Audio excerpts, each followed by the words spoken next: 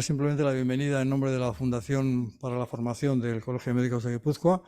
Nuestro objetivo principal es fomentar la formación de los colegiados, pero además también intentamos hacer charlas de divulgación sanitaria para la ciudadanía, y en ese sentido es muy importante la colaboración o la cooperación que tenemos con algunas asociaciones de pacientes, como el caso de SEGI, fundamental para poder hacer actividades de cara a la ciudadanía.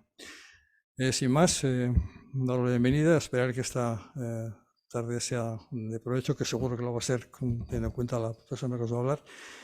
Y nada más, bienvenidos y que disfrutéis de la charla.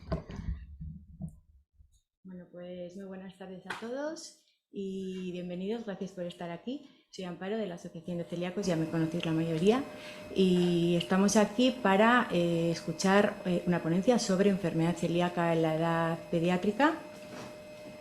La doctora Gavilán, Lucía Gavilán, es la encargada de expresarnos todo lo que tiene, y ella es médico adjunto del área de pediatría digestivo infantil en el Hospital Universitario Donostia. Os he traído aquí de la asociación algunos manuales por si queréis, para luego. Y nada más, ¿no? Ya sé, cuando quieras empiezas. Bueno, arratsaldeon a todos. Primero agradecer a la organización el contar conmigo para esta charla. Me encanta la gastroenterología, pero es verdad que todavía tengo quizá pocas tablas en esto de subirme a dar estas ponencias, pero me parecía que era algo importante la divulgación en esta enfermedad que es tan frecuente y que vemos tanto nosotros en la consulta y en el día a día. Todos tenemos un amigo, un familiar, un primo, un hijo celíaco. Este es un poco el orden, o sea, el índice que voy a seguir. Primero voy a definir un poco la enfermedad celíaca y las formas de presentación, y luego ya voy a pasar a lo que creo que quizás nos diferencia más del adulto, que es la forma en la que llegamos al diagnóstico y la forma en la que le seguimos a nuestros niños. Hablaré también de la dieta sin gluten, que sé que a los padres es algo que les interesa mucho, aunque quizá yo no sepa tanto como vosotros los de la asociación o como una nutricionista sobre ello, pero también voy a dar algunas pinceladas, y también sobre el estudio en los familiares de primer grado, que es muy importante y que muchas veces se pasa por alto.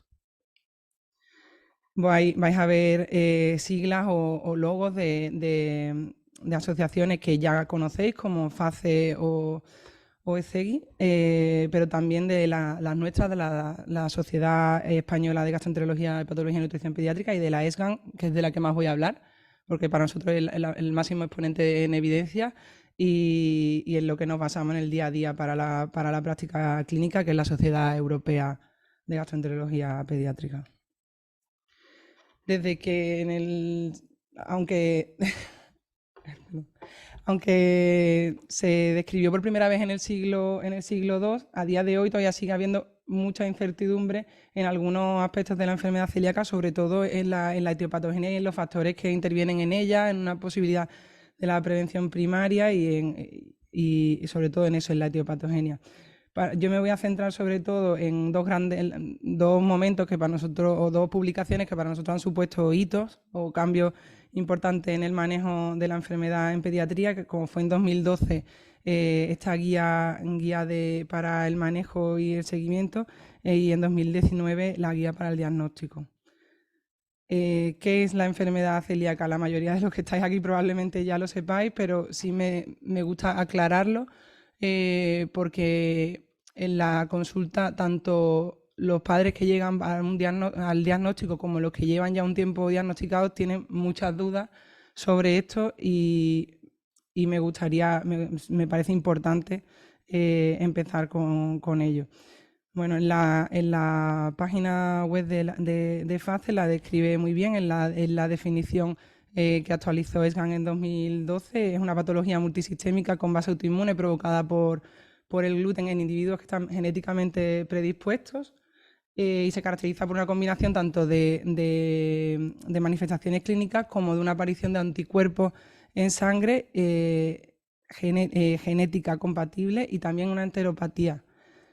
como también hace muy bien en la página de la asociación, nosotros muchas veces los médicos hablamos raro, ¿no? Y no todos los padres, nosotros hablamos y no, muchas veces creo que los padres salen de la consulta sin saber exactamente lo que le hemos dicho. Entonces yo voy a intentar hablar la charla de una forma entendible porque creo que gran parte del foro no es médico y quiero intentar llegar a ello. Por eso, porque entendáis un poco, patología significa trastorno o enfermedad multisistémico que afecta a más de un sistema del organismo, no solo al tracto digestivo. Autoinmune es que el problema está en el sistema de defensa, que es el sistema inmunológico o inmune, que al reaccionar de forma anómala frente al gluten actúa ataca al propio intestino. Cuando hablamos de haplotipos o HLA, DQ2, DQ8 son los marcadores que están alterados o que portan los enfermos celíacos y que aumenta la probabilidad de la población no celíaca de padecerla en algún momento. Y enteropatía significa alteración patológica o lesión producida en la mucosa intestinal. Esta enteropatía, esta lesión en la mucosa es realmente o sea, no es realmente la celiaquía, pero sí que quiero que quede muy claro que es lo que la define y lo que provoca el resto de síntomas. Lo que ocurre es una atrofia y una de las microvellosidades del intestino. Es como si fuese una toalla, ¿no? Un césped, y esos pelitos de la toalla, ese césped se arrasa, se puede llegar a arrasar, no en todos los pacientes está así, pero se lesiona y produce problemas de mala absorción y malnutrición y otros muchos síntomas que es lo que definen a la enfermedad. Es 5 veces más frecuente en la edad pediátrica que en el adulto y más frecuente en las mujeres. Aunque hay un aumento de la prevalencia ahora mismo porque se conoce más y por la mejora en las técnicas de diagnóstico, es verdad que sigue siendo infradiagnosticada. En algunas publicaciones hablan hasta en el 75% de los casos. El estudio REPA, que es un registro de la SEN, de la Sociedad Española de Gastroenterología Pediátrica, en el que participan más de 24 hospitales, en el que el doctor Izaguirre inició ya hace unos años. Nosotros también participamos con algunos pacientes y que lo que pretende es crear una megabase de datos de celíacos españoles menores de 15 años para conocer más a nuestra población celíaca infantil. Y lo que describe es que la mayoría de niños se diagnostican por debajo de los 4 años, la mayoría son en formas clásicas, sobre todo en estos niños más pequeños, que las formas atípicas son menos frecuentes y que la enfermedad silente o asintomática puede aparecer hasta en el 7% de los casos. También me gusta aclarar que existen otros trastornos asociados al gluten, no siempre es celiaquía, puede ser una alergia al trigo, que es otro tipo de respuesta inmune, una respuesta inmune con otro tipo de anticuerpos IgE y otros mediadores, en las que sería más la alergia, pues como la que aparecen lesiones en la piel, los prick test o test cutáneos son positivos, la analítica es positiva con elevación de anticuerpos IgE o específicos al trigo, y las reacciones suelen ser más inmediatas. En la enfermedad celíaca ya lo he explicado un poco, pero sobre todo en que el 99% de los casos hay una predisposición genética, hay unos anticuerpos y hay una lesión histológica, una lesión a nivel de la biopsia intestinal.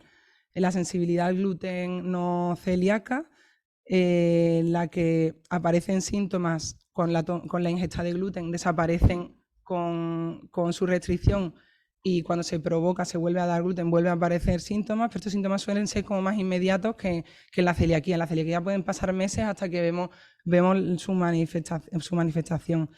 Sí que destacaría que hasta la mitad de los pacientes con sensibilidad al gluten no celíaca pueden tener genética compatible con enfermedad celíaca y no por ello tienen que ser celíacos, y también pueden aparecer algunas alteraciones en la biopsia intestinal, pero que no son compatibles con enfermedad celíaca. Bueno, un poco en resumen de qué es la enfermedad celíaca, pues es una intolerancia permanente al gluten que se provoca por una inflamación y una atrofia del intestino delgado, la enteropatía que llamamos.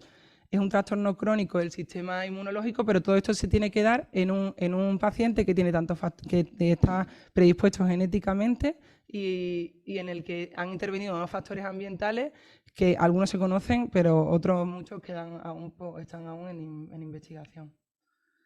Esto siempre me gusta dejarlo claro en la consulta a los padres porque es que llama la atención la confusión que hay al diagnóstico. No es una alergia, no es solo una alergia, no es solo una intolerancia, no es que no pase nada si toma algo de gluten o es que le vaya a dar una reacción muy grave, una dificultad respiratoria o algo potencialmente letal inmediato. No es ni alergia ni intolerancia, es una enfermedad autoinmune y una enfermedad que es crónica y que a día de hoy es permanente.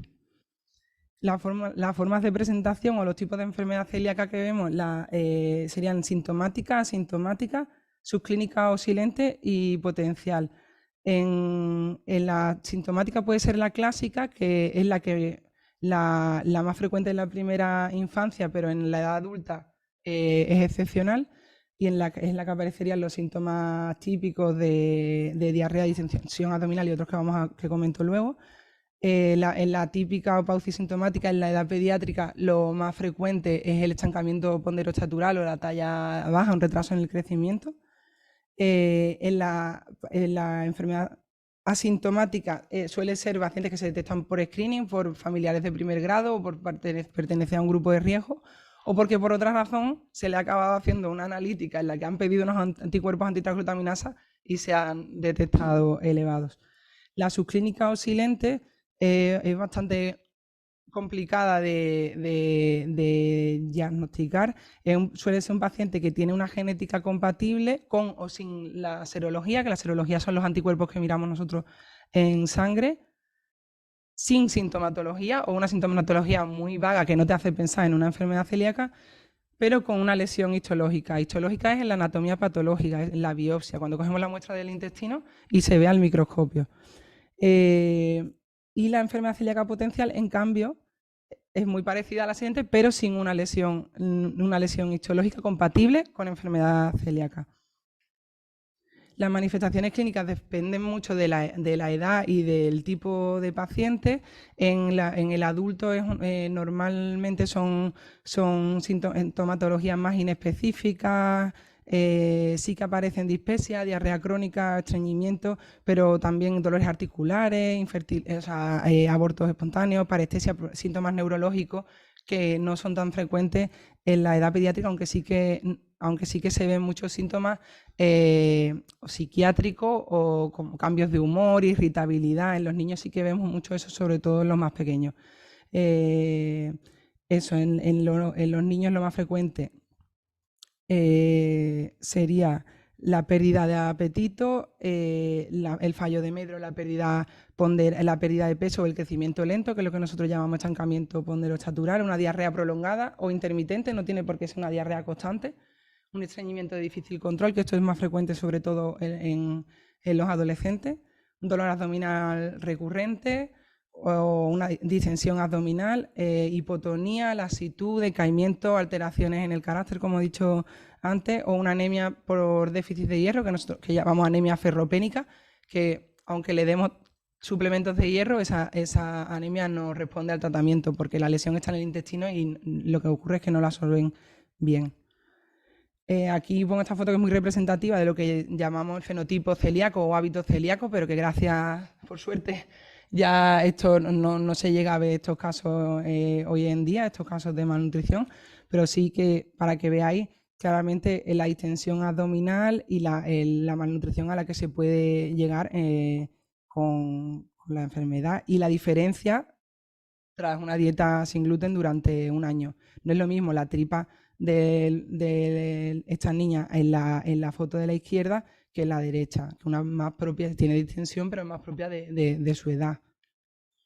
La enfermedad celíaca, al tener una base autoinmune y se relaciona con otras patologías autoinmunes, aparte de con otras enfermedades que es importante destacar para que sepáis que estos pacientes son grupos de riesgo y ante síntomas compatibles hay que pensar en ellos.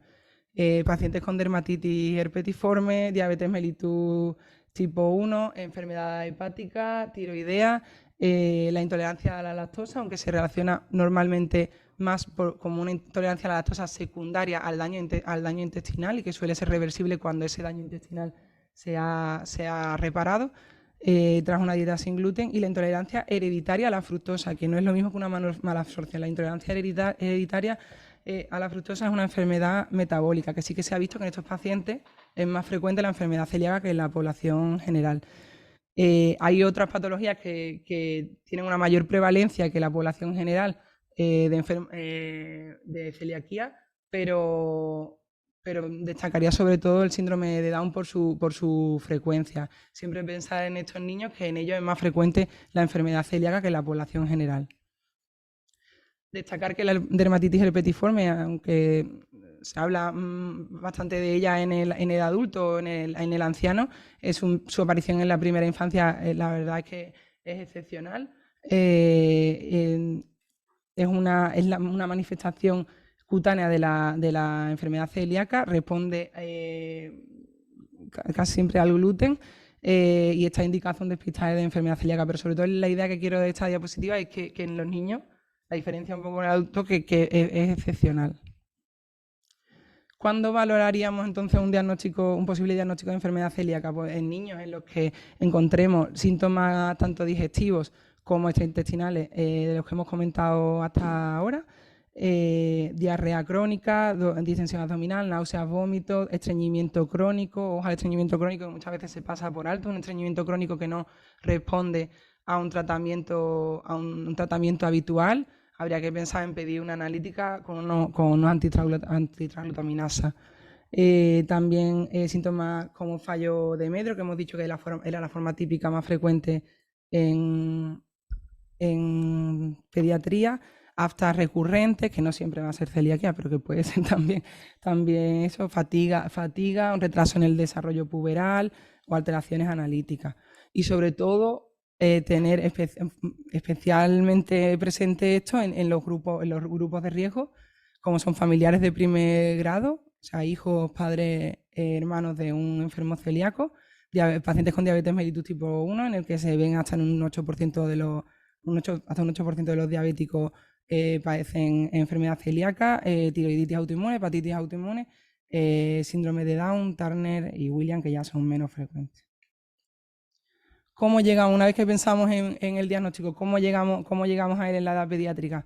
Esto hasta ahora, aunque probablemente vaya cambiando en el futuro, porque como sabéis la enfermedad celíaca está en constante evolución y actualización, todavía es diferente la edad pediátrica, cómo se llega al diagnóstico respecto al adulto.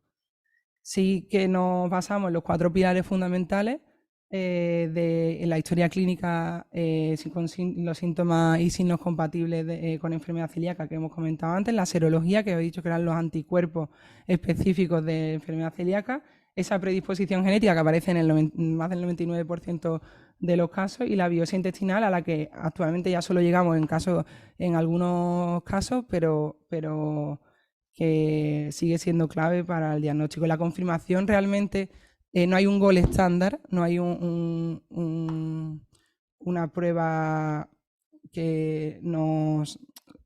Bueno, un gol estándar para el diagnóstico.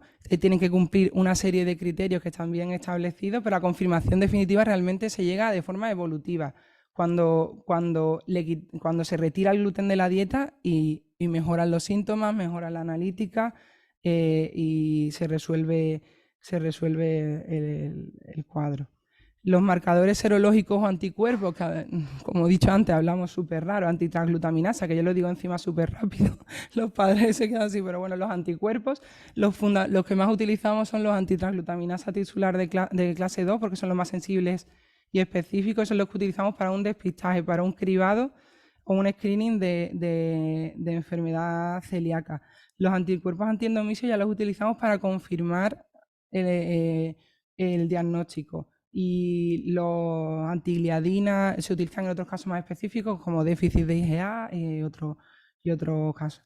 Es muy importante esa idea, sí que quiero que quede clave, sobre todo para los compañeros de atención primaria y para los padres también. Es fundamental para su validez que el paciente esté comiendo gluten.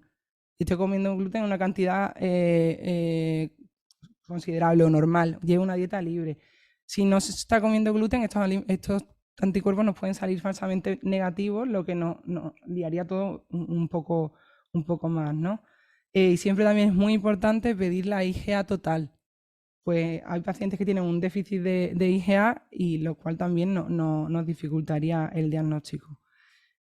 Bueno, hace ya más de 10 años se demostró que unos anticuerpos antitransglutaminasa más de 10 veces el valor normal tenían una buena correlación con la biopsia intestinal, por lo que cambiaron los criterios diagnósticos, que luego comentaré. En el estudio genético, repetir que sobre todo lo utilizamos ahora para un poco, nos ayuda para descartar, porque sin un HLA compatible de Q2, de Q8, es extremadamente extraño ser celíaco. Más del 99% de los celíacos lo portan, sobre todo el de Q2. Y también que quede claro a los padres que si alguno de nuestros hijos o a nosotros mismos nos ha salido en la genética compatible, no significa que sea celíaco ahora. Significa que simplemente he comprado papeletas para en algún momento poder desarrollar enfermedad celíaca, pero que puedo llegar a ser anciano y no desarrollarla. No significa ser celíaco, ¿vale? Pero sí que van a necesitar un seguimiento específico que luego comentaré. Y esto es porque hasta el 30% de la población sana porta esos genes sin llegar a desarrollar realmente la enfermedad celíaca a lo largo de la vida. La biopsia, en cuanto a la biopsia intestinal, decir que llegamos a ella ya en pocos casos. Para conseguir un diagnóstico de enfermedad celíaca, la lesión debe ser compatible con un tipo MARS 2 o 3, en la que haya una hiperplasia de crista y una atrofia, al menos una hiperplasia de crista y un aumento de linfocitos intraepiteliales dentro de la mucosa intestinal. Los linfocitos son células de defensa, son glóbulos blancos, y que tengan un patrón, además que tengan un patrón específico. Y si no, aparte de esa hiperplasia, puede haber una atrofia intestinal. Un MARS 0 o 1, en los que no hay ni esa hiperplasia o atrofia, aunque sí que hay alteraciones, no se considera un diagnóstico de enfermedad celíaca. Aún así, hay que ser conscientes de la dificultad de la toma correcta de biopsias, con un grosor y con una dirección adecuada, y de la dificultad de su interpretación y la diferencia entre el anatomopatólogo que lo interprete. Sí, quiero dejar claro, sobre todo a los padres, ay, que le estoy dando para adelante, que las lesiones, para que estén tranquilos, que esas lesiones son reversibles. Esas lesiones con un tratamiento, el tratamiento que es la dieta sin gluten, llega un momento que revierten y esa mucosa vuelve a ser normal, que no hay un grado de lesión, no hay una correlación entre el grado de lesión histológica y la tolerancia al gluten. Puedo tener un MARS tipo 3, una atrofia intestinal importante, y tolerar gluten, como pasa en muchos adolescentes, y que tampoco nos va a implicar el tener un grado 2, 3, 3A, 3B, ningún cambio en el manejo, porque el tratamiento va a ser el mismo, una dieta sin gluten. En cuanto a los criterios diagnósticos, como he dicho antes, han supuesto en 2012-2020 han supuesto dos cambios importantes para nosotros en pediatría. Desde 2012 se se dio la posibilidad de llegar al diagnóstico sin realizar una biopsia intestinal en todos los pacientes, como que se sigue haciendo en el adulto. Para esto tenía que haber una elevación de los anticuerpos antitransglutaminasa más de 10 veces el valor normal, con unos anticuerpos en 2 determinaciones, con unos anticuerpos antiendomisio positivos en esa segunda determinación y con una genética también compatible. Si cumplíamos todos esos criterios y teníamos síntomas, podíamos ahorrarnos la biopsia, que posteriormente también se ha demostrado que se han ahorrado más del 35% de biopsia, con lo que eso supone en un niño una endoscopia, una sedación y todo lo demás. La prueba de provocación solo era ya mandatoria, obligatoria en caso de dudas en el diagnóstico. Antes sí que había que hacerla, y en 1 o 3 meses con dieta sin gluten y con mejoría de clínica y parcial de la analítica ya se consideraba una confirmación diagnóstica.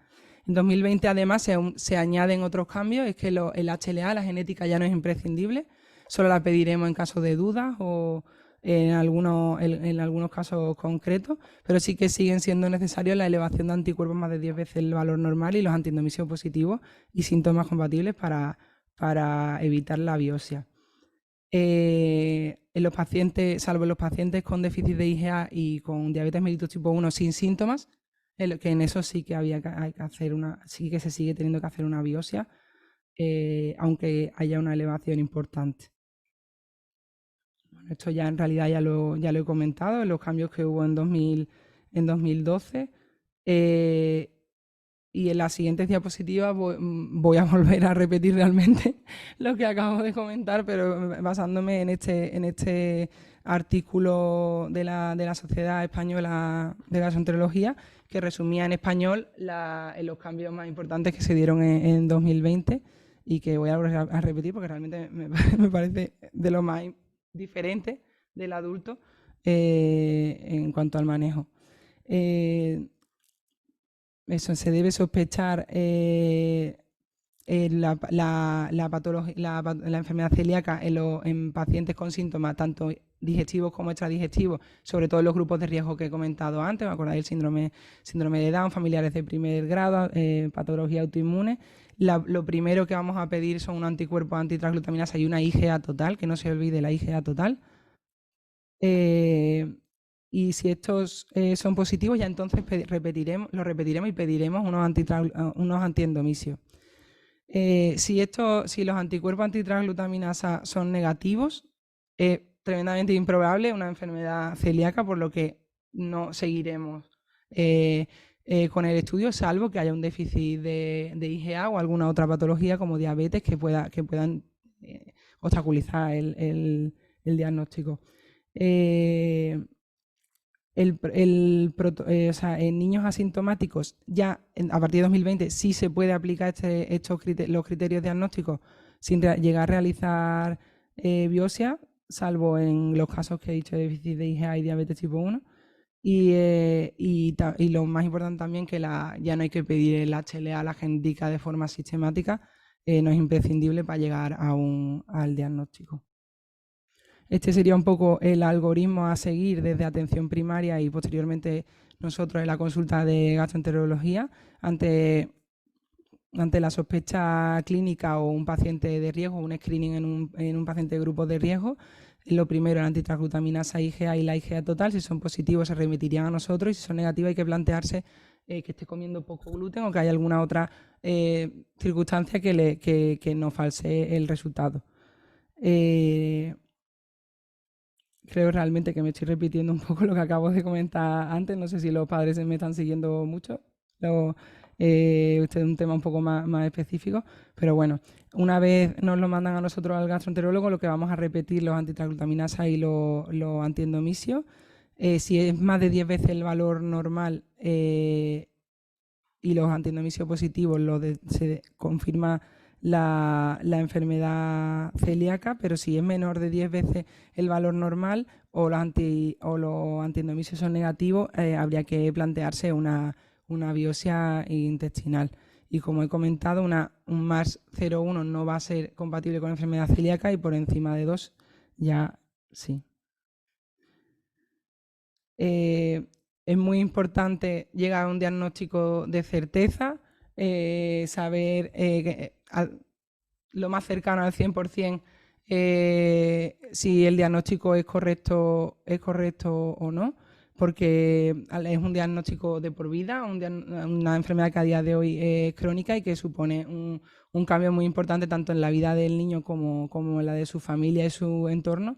Entonces tenemos que ser conscientes de eso, de las consecuencias en unos errores tanto de infradiagnóstico como de sobrediagnóstico. Para eso también están estas charlas, para difundir más tanto al entorno del paciente como para los profesionales. El tratamiento está claro, es una dieta exenta de gluten, rigurosa y de por vida. Si se realiza una dieta correcta, se puede llegar o sea, se negativizan los anticuerpos en sangre y también se normaliza la mucosa intestinal, como he comentado anteriormente, y desaparecen la mayoría de las manifestaciones clínicas, aunque se está viendo en estudios recientes, en este último Congreso Europeo lo han presentado, que no todos los síntomas desaparecen, sobre todo es más difícil que desaparezca el estreñimiento y algunos dolores abdominales. ¿Qué es el gluten? El gluten es una proteína que está presente en algunos cereales, espelta, trigo, cebada, centeno, triticales y en algunas avenas. Yo siempre explico en la consulta porque los padres se preocupan de tener que quitarle el gluten en la dieta. El gluten a nivel nutricional no nos aporta nada. Es verdad que a los alimentos pues sí que les aporta jugosidad,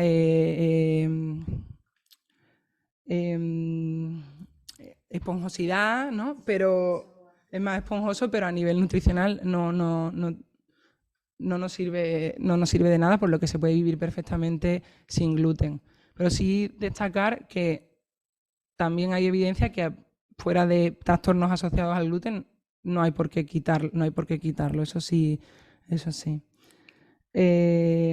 Bueno, para conseguir una dieta sin gluten principalmente hay que excluir cualquier alimento que contenga trigo, todas las especies del género Triticum, y como he dicho antes, la avena no siempre, porque realmente de forma natural no contiene gluten, pero es verdad que los preparados, a veces en algunos pacientes que son como muy sensibles, pueden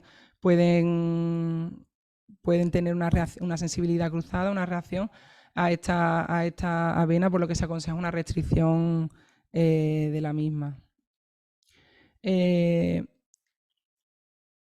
Los alimentos que pueden contener gluten son sobre todo pan, harina, esto sabéis vosotros más que yo probablemente, pero sobre todo recalcar, y es algo que yo sí digo siempre en la consulta, que la dieta puede ser perfectamente equilibrada y variada sin alimentos con gluten. Hay muchos alimentos que naturalmente no contienen gluten y la mayoría son alimentos frescos y naturales que les recomendaría a cualquier persona, no solo a los celíacos.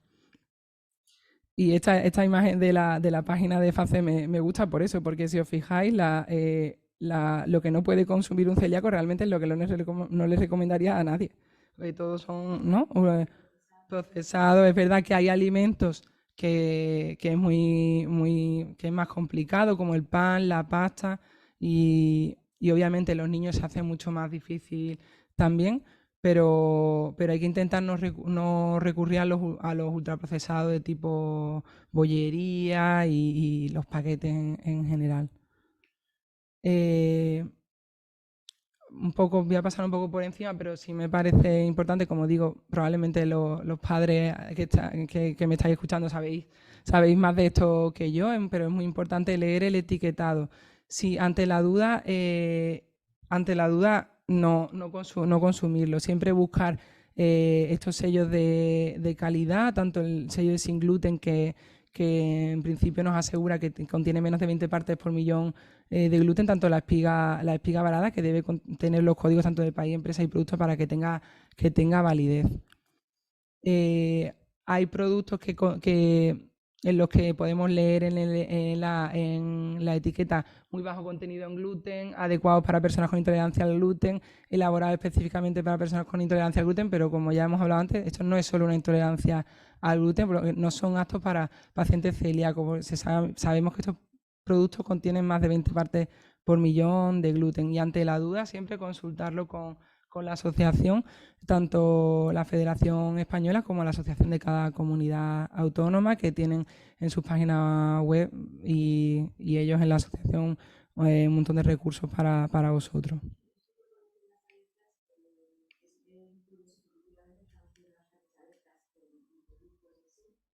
Creo que te tienes que acercar más al micro, porque si no... Y sobre todo es porque igual, si es verdad que encontramos productos, los socios, los de la asociación ya lo saben porque nosotros lo ponemos en conocimiento, ¿no? Pero se encuentran productos que realmente están hechos con todos los ingredientes sin gluten, todos. Pues hace poco, por ejemplo, un pan de molde que encontramos y realmente tenía todo sin gluten, pero la producción estaba hecha en un obrador donde hay contaminación en el ambiente. Entonces, si analizas ese pan de gluten, sin gluten, tiene gluten por el contacto cruzado y porque la harina se eleva y está en el ambiente. Entonces, hay muchas alertas que vienen de ahí, de la contaminación cruzada. Y eso pues es un poco lioso. Sí, es un mundo, a mí me ha parecido... Sí. Ya, como he dicho, nosotros realmente indicamos la dieta sin gluten, pero quien sabe más de ello son los nutricionistas y vosotros, los propios padres y las asociaciones. Y para dar la charla me he ido informando y es un mundo. Entiendo que ya una vez que te haces a la rutina, sobre todo un niño que suele tener más rutina quizá que un adulto, ¿no? Se hace más fácil, pero los primeros, o sea, lo veo... A ver, el lío es un poco, tú en tu casa pues las cosas las haces muy bien y estás todo el rato pendiente de que esto no se contamine y de que no me voy a limpiar las manos y de qué tal, pero cuando sales ya afuera pues ahí ya pierdes el control. Yeah. Y igual, pues nosotros en la asociación tenemos una lista de productos que están todos analizados, todos uno por uno y los que ponemos en la lista son que efectivamente no tienen gluten. Pero si ya te sales de ahí o si te sales pues a comer a un restaurante o a esto, ahí es ya cuando pierdes el... Hay que tener ese control y eso muy difícil. Sí. Bueno, además de buscar las marcas, ¿no? Los sellos de sin gluten, la espiga, hay que leer el listado de ingredientes. Las harinas hechas a partir de estos cereales también pueden contener gluten, tampoco se debería comprar. Si en el etiquetado no aparece ninguno de los sellos, tampoco hablan de, o sea, en los ingredientes tampoco hablan de estas harinas ni de gluten. Aún así, habría que revisar también otras posibles fuentes de gluten que pueden implicar que el producto lo lleve, aunque no lo ponga explícitamente. Y por supuesto también las trazas, porque además pues, no son de obligada declaración. Si en el producto contiene alguna de estas advertencias que veis en la diapositiva, pues obviamente pues, tampoco se debería consumir. En resumen, las medidas más prácticas para llegar a conseguir una dieta libre de gluten sería ante la duda, mejor no consumirlo, el leer el etiquetado paso a paso y recalcar eso, que si es apto probablemente pues sea un alimento que naturalmente no contiene gluten. Como ha dicho Amparo, intentar en la medida de lo posible en la calle ir a establecimientos en los que sepamos que nos van a asegurar una atención y unos productos aptos para celíacos, pero que me imagino que es súper difícil. También me ha parecido importante el tema de los medicamentos, en los que en el etiquetado no debéis buscar el sin gluten, sino el contiene gluten. Si no lo pone, es que no lo contiene. Y volver a recalcar el papel de las asociaciones y sus recursos como los listados y las alertas para asegurarnos de que lo estamos haciendo bien. En el contacto cruzado tampoco me voy a meter mucho en la página web, tanto de CEI como de FACE lo podéis encontrar, pero sí que es algo que hay que tener en cuenta, que no hay que pasar por alto y que debemos tener en cuenta. Sí, decir una pincelada que en el último congreso también de la Sociedad Europea se ha empezado a hablar de que quizás se podría ser más laxo, pero no hay ninguna evidencia ahora mismo, como para yo poder decirlo aquí no hay evidencia suficiente, por lo que hay que seguir siendo súper estrictos. Pero bueno, espero en un futuro poder dar mejores noticias, ¿no?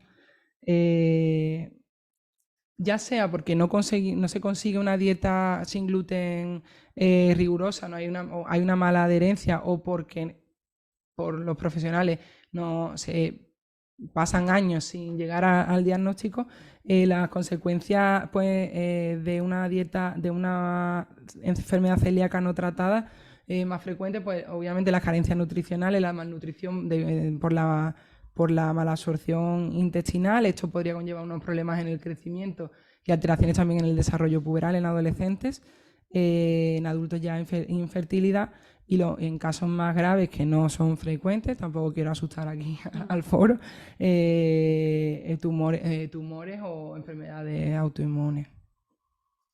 Esto lo he comentado un poco antes del tema, lo que comentaron en el congreso de este año de la persistencia de síntomas pese a una correcta exclusión de gluten, que esto puede pasar.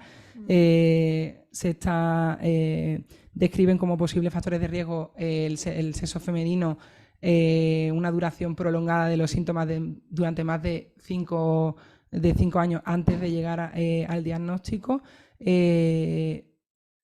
el tiempo con la dieta sin gluten y la intensidad de la sintomatología antes del diagnóstico. Y como he dicho, normalmente lo más difícil lo que con más dificultad mejora es tanto el estreñimiento como la talla baja, como la irritabilidad o los trastornos psiquiátricos, aunque en algunos niños se ve sí que mejora, o en algunos no, en la mayoría, mejora de forma evidente.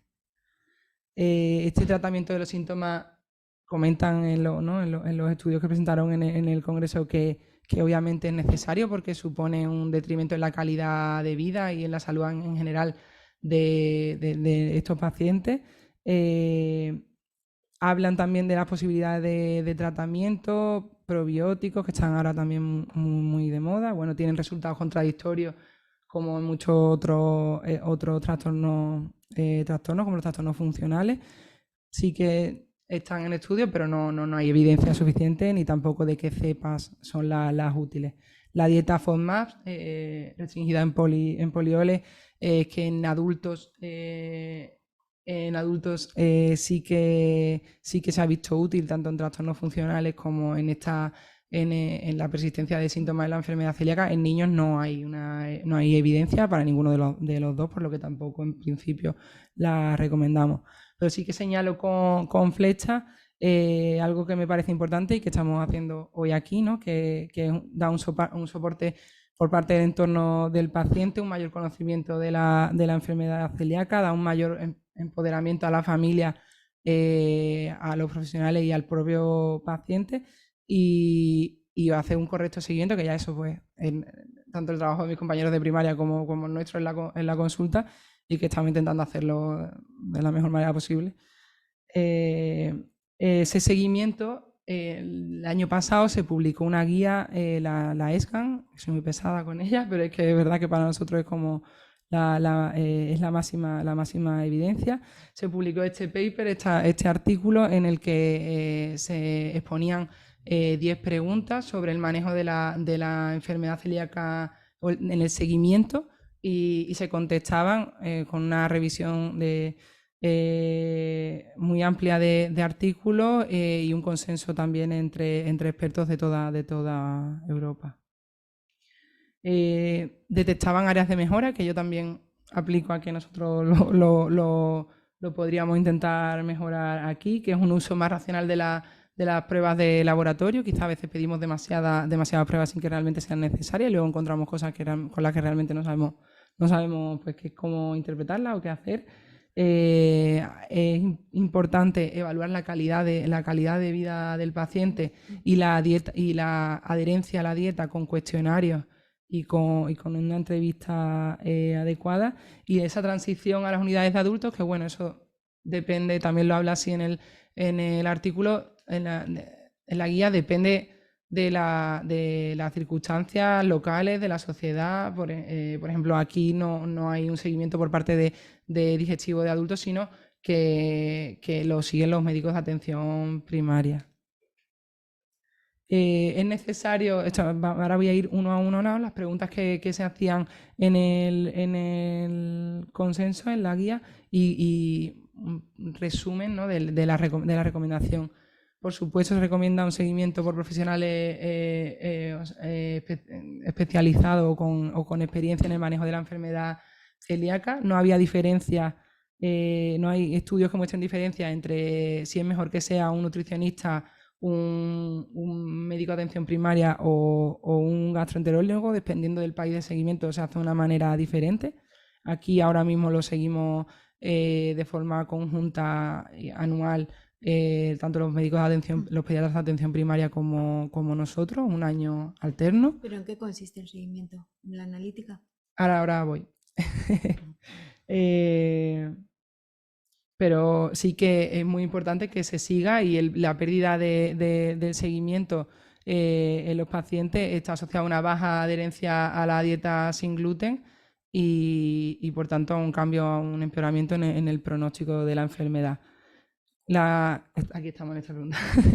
La frecuencia de las visitas, recomiendan hacer una visita en los 3-6 meses del diagnóstico, luego sí, permitiendo un acceso fácil tanto a la unidad de gastroenterología como al pediatra, por si surge algún problema que requiera la familia contactar con nosotros.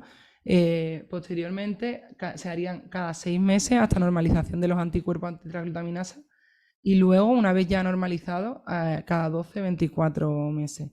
En las revisiones lo que vamos a hacer en la entrevista, valorar los síntomas tanto digestivos como extradigestivos, hacer una exploración completa, una antropometría, que eso es pesar, tallar, perímetro braquial, una valoración nutricional y del crecimiento, que como ya os he dicho, el gluten no nos influye para nada a nivel nutricional, pero sí es importante valorar cómo crece el paciente, sobre todo en algunas edades. Valorar déficits nutricionales, que esto lo podemos valorar tanto con la exploración como con la analítica. En la analítica lo fundamental van a ser los valores de anticuerpos antitransglutaminasa IgA, que tienen correlación con la lesión mucosa. Si hay un déficit de IgA, siempre tenemos que acordarnos de que tenemos que pedir anticuerpos IgG, porque los pacientes con déficit lo tienen más bajo de lo normal y serían falsamente negativos. Y también tranquilizar a los padres de los debuts, de los nuevos diagnósticos, porque a veces tardan hasta más de 2 años en normalizar por completo los anticuerpos. Lo importante es que vayan hacia abajo, ¿no? Que vayan en descenso, pero una normalización completa puede tardar 18-24 meses y en algunos pacientes incluso más, y no por ello significa que lo estéis haciendo mal. También valoramos el hemograma, que con ello vemos si tienen anemia, las defensas cómo están, la bioquímica con un perfil de hígado, de hierro y de otros nutrientes que han podido verse deficitarios al diagnóstico por la mala absorción, y lo seguimos hasta su normalización. También se recomienda, aunque no hay un claro consenso en hacerlo de forma sistemática, un despistaje de enfermedad tiroidea, por lo que hemos dicho que se relacionaba con la tiroiditis autoinmune y otras enfermedades tiroideas. No hay un claro consenso, por lo que se deja a criterio de cada médico. Nosotros aquí lo pedimos, pero realmente no hay ahora mismo una clara recomendación al respecto. Y luego ya valorar también los anticuerpos contra la hepatitis B en función de la población, en la localización en la que estemos. Y DEXA, algo que también hemos cambiado, ha cambiado recientemente, es que no hay que pedir una densitometría de rutina, pues se asume que tras un año de dieta sin gluten la mucosa se ha recuperado, la absorción es normal y no hay un mayor riesgo de fractura. La densitometría ósea lo que valoramos es los huesos, la densidad ósea, la masa ósea, que no haya una osteopenia. ¿Cómo valoramos la adherencia al gluten? La verdad que es la razón principal del seguimiento, o uno de los principales propósitos del seguimiento, porque nos asegura que la enfermedad está controlada si esa dieta se lleva correctamente. Como no hay un estándar o un patrón oro para hacerlo, aunque nos sirven y son muy útiles los anticuerpos antitransglutaminasa que estén negativos, es importante hacerlo de una forma conjunta o multidimensional, haciendo una encuesta dietética, un poco valorando cómo hacen la dieta, los síntomas que tienen, y también hace pocos años han aparecido los péptidos laminados de gluten en heces y en orina. Aquí nosotros lo hacemos en heces, con lo que también nos ayuda, en caso de sospechar que haya una posible transgresión, a ver si hay gluten o no en heces. Aquí no vemos anticuerpos, vemos presencia de gluten, gluten en la última semana. Pero la guía no lo recomienda pedir de rutina, salvo sospecha de transgresión, ya sea advertida o inadvertida. Sobre todo son útiles las inadvertidas. Los problemas más frecuentes, en cuanto a los problemas frecuentes como el crecimiento, destacar que si pasa un año con dieta sin gluten y no se nota ninguna mejoría en el crecimiento, habría que valorar, no siempre es que lo haya, pero habría que valorar otras posibles causas de ese estancamiento ponderoestatural y consultar con el endocrino pediátrico. La intolerancia a la lactosa, como he dicho antes, puede aparecer en algunos pacientes de forma secundaria al daño intestinal, por lo que si persisten síntomas compatibles con intolerancia a la lactosa, como diarrea, flatulencia, distensión abdominal, dolor abdominal, sobre todo en relación a la ingesta de lactosa, se puede intentar una dieta restringida, pero esto no hay que hacerlo de forma sistemática, no hay que hacerlo siempre. Y la fatiga crónica, el cansancio crónico, se ha visto que en niños mejora mucho más que en los adultos, pero no hay unas recomendaciones específicas más que la dieta exenta de gluten. El intestino irritable, no se ha visto que haya una mayor prevalencia en enfermos celíacos respecto a la población general, y el tratamiento es el mismo que la población general, que es bastante complicado, porque hay poca evidencia en general de todos los tratamientos en estos trastornos funcionales. La anemia ferropénica es bastante frecuente, sobre todo en las mujeres adolescentes. Puede ser tanto por déficit, suele ser por déficit de hierro, pero también pueden estar alterados fólico o la vitamina D.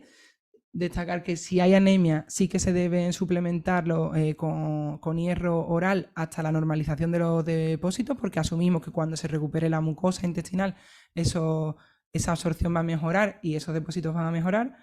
Pero si tenemos una ferropenia, que es que el hierro está bajo pero sin anemia, en principio mantenemos una actitud expectante, que es no tratar, no tocar, observar y controlar en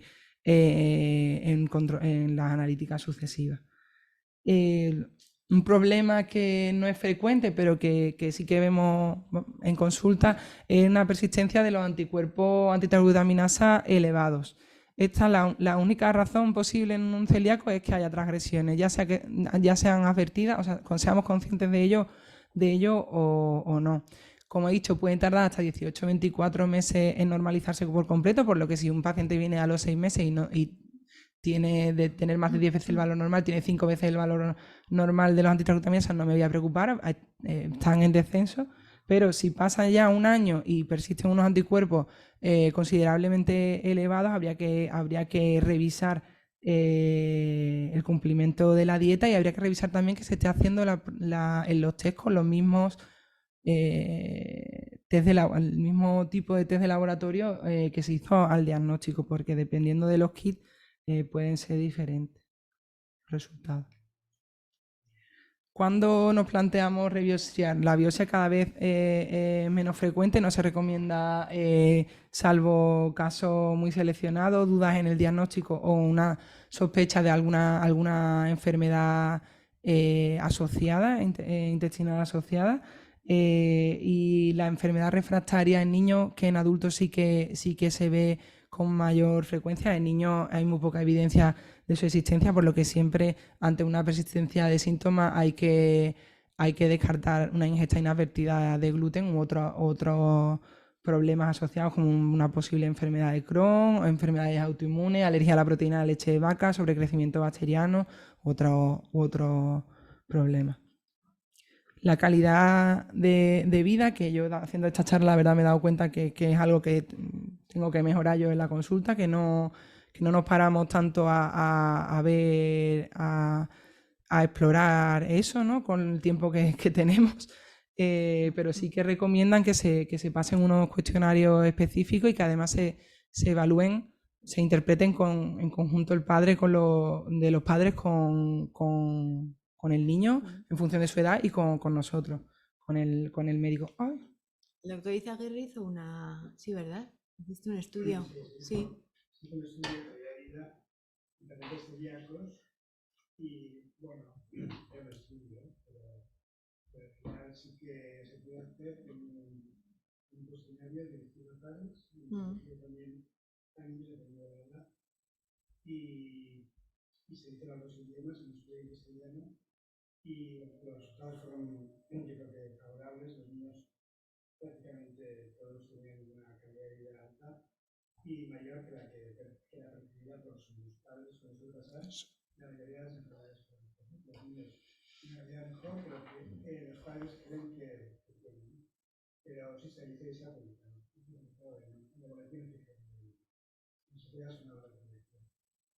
Pues lo que quería decir, que es algo que a raíz de esta charla, por ejemplo, ya querríamos incorporar nosotros en la consulta, porque al final con la prisa y el poco tiempo, pues es verdad que eso no se hace, y bueno, nos gusta estar actualizada y hacerlo lo mejor posible, y es la idea hacerlo a partir de ahora, y es algo que también me ha aportado a mí el preparar esta charla. Como ha dicho el doctor Izaguirre, los estudios que revisaron en la publicación esta, en la guía, los padres percibían una peor calidad de vida en los niños que la que nosotros, los médicos. Nosotros la sobreestimamos incluso, y sobre todo el déficit de la calidad de vida se veía en salir en el ocio, fuera de casa y en el colegio.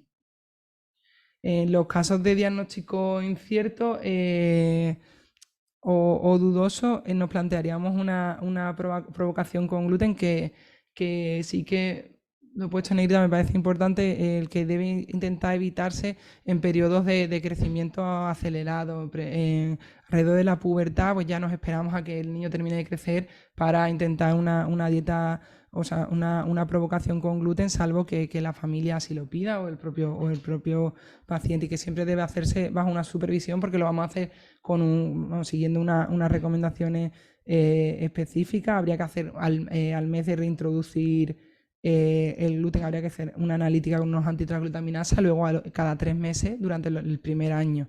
Si no hay síntomas y los antitransglutaminasa se mantienen negativos, tras un año de seguimiento trimestral, en principio el paciente seguirá con una dieta libre y seguiremos un control anual.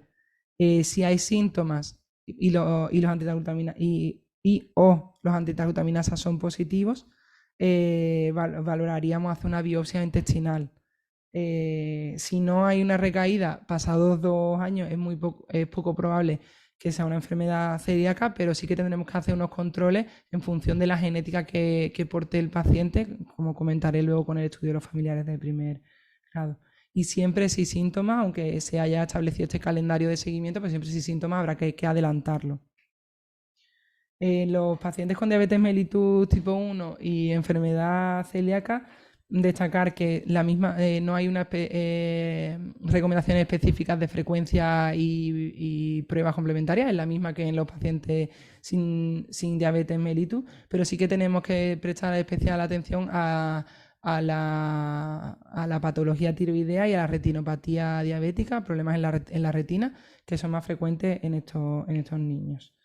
En cuanto a los celíacos potenciales, si hay síntomas, sí que se puede probar una dieta sin gluten en consenso con la familia, pero no es imprescindible, se valora.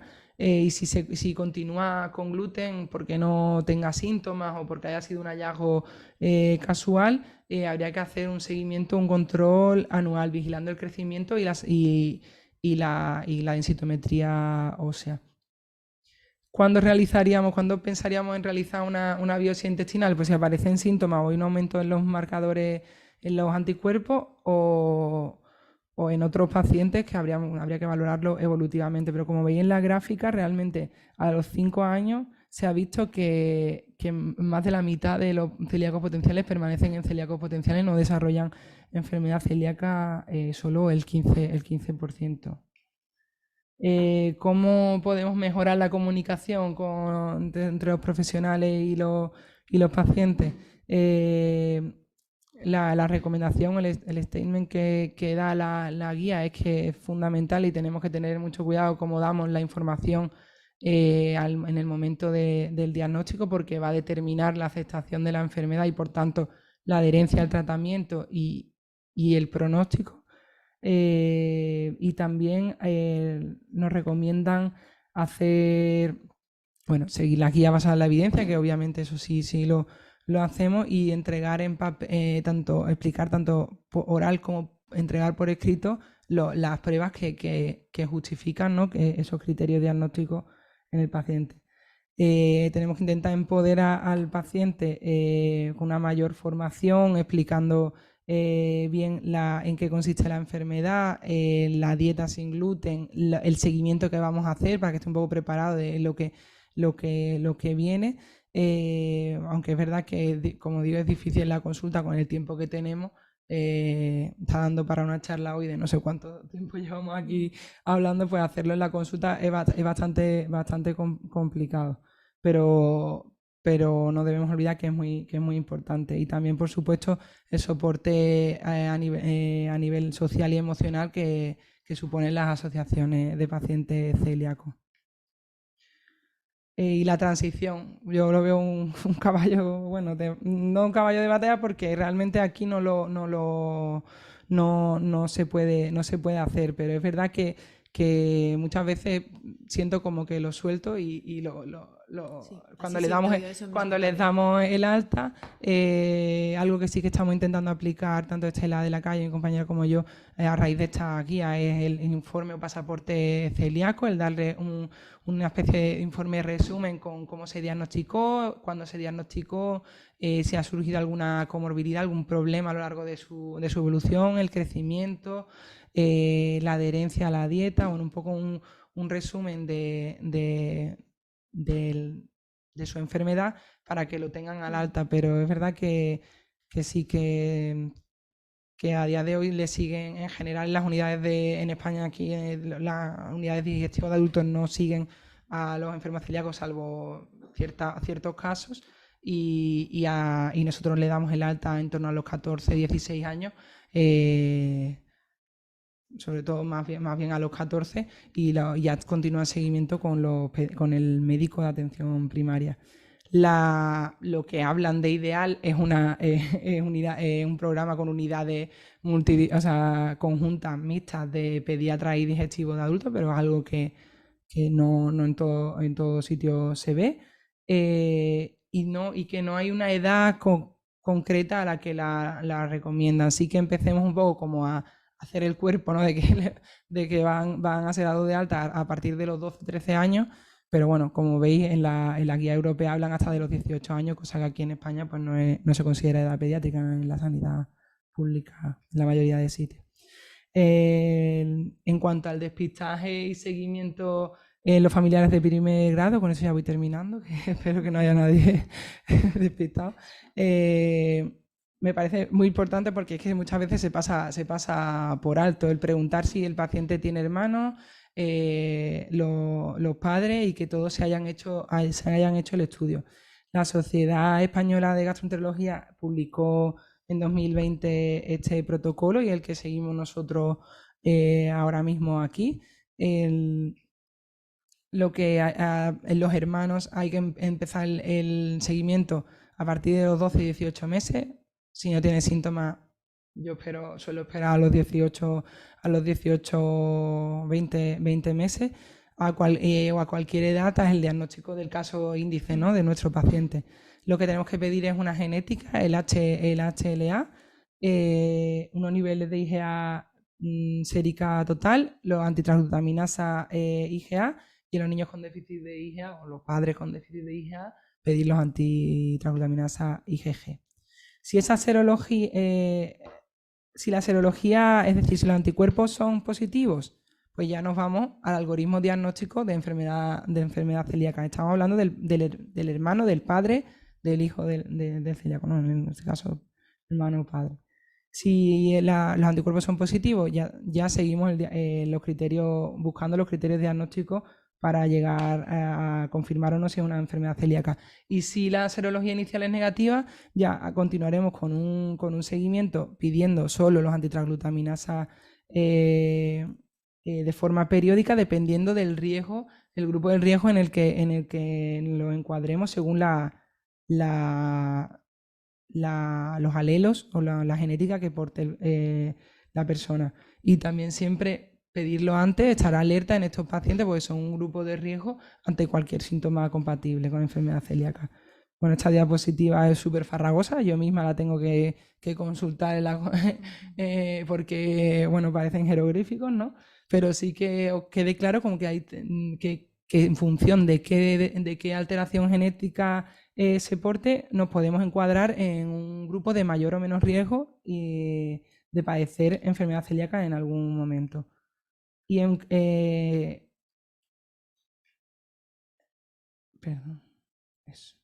si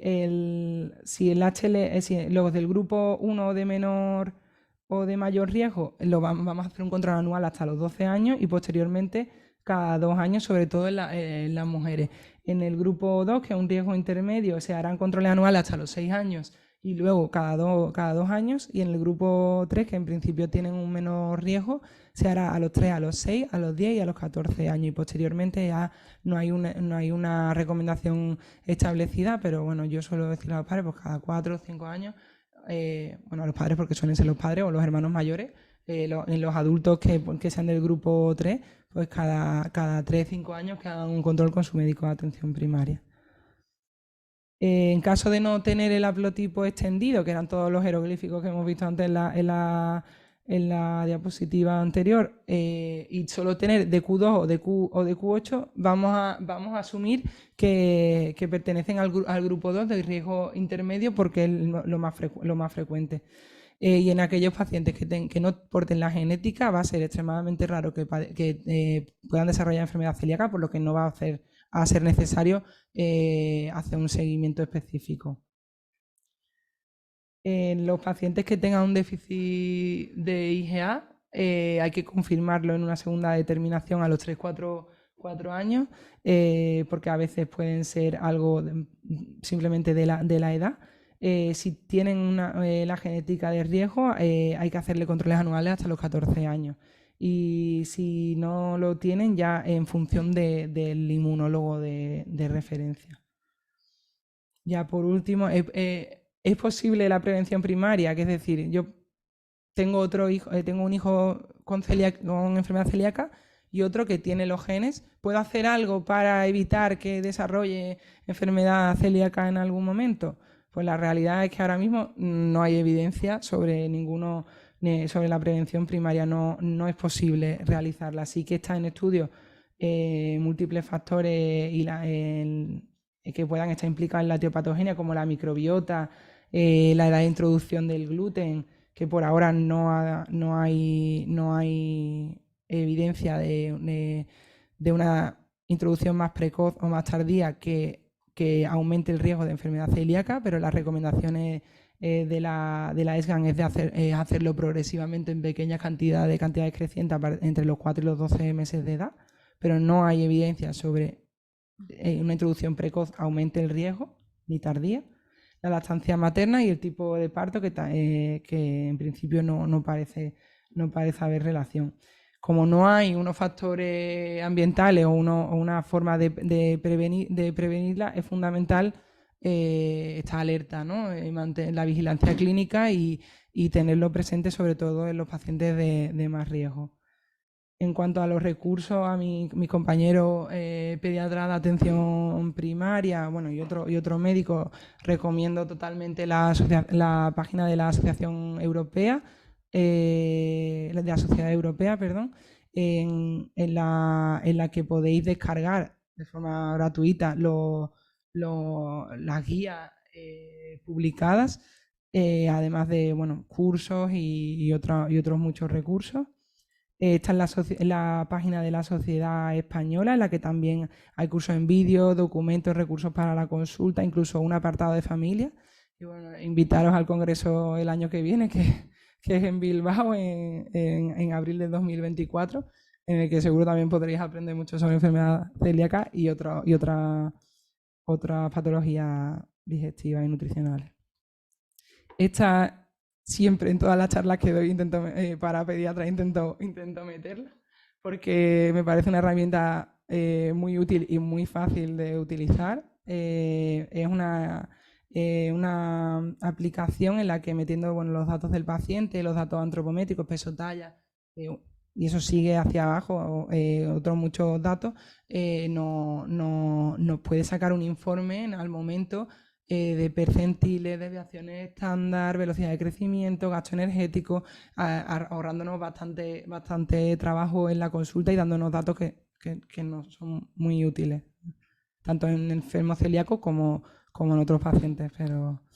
Y bueno, las páginas web tanto de celíaco.org como de CEI que se las presento a todos los pacientes al diagnóstico, porque me parece que dan una información 100% fiable y muy clara, muy entendible para cualquier persona y muy útil para empezar, sobre todo, una andadura ante la enfermedad celíaca. La aplicación de FACE móvil también, eso, la página nuestra que como hemos comentado antes, sobre todo me ha parecido muy interesante y que no veía yo tan claro en la de FACE, en las alertas y los talleres y cosas, actividades como en la que estamos hoy aquí, que más cercanas y que pueden ser muy enriquecedoras para los pacientes y para los familiares. Bueno, esta es una... Uy, perdón. Siempre me gusta terminar mis charlas con fotos de mi ciudad. Hace 1 año y medio tomé la decisión de venirme aquí al otro pico de la península para poder seguir siendo gastroenteróloga pediátrica. Los echo mucho de menos, pero no me podía imaginar que iba a estar tan contenta de estar aquí, tanto en el trabajo como en la ciudad y con la gente. Estoy encantada y espero poder estar a vuestra disposición, si hay suerte y le doy duro a Euskaltegui durante mucho tiempo más. Y nada, espero que esta carita triste sea un poquito más feliz ahora, después de saber un poco más sobre la enfermedad y que haya sido enriquecedor para todos. Gracias. Muy bien. Eskerrik asko. Gracias.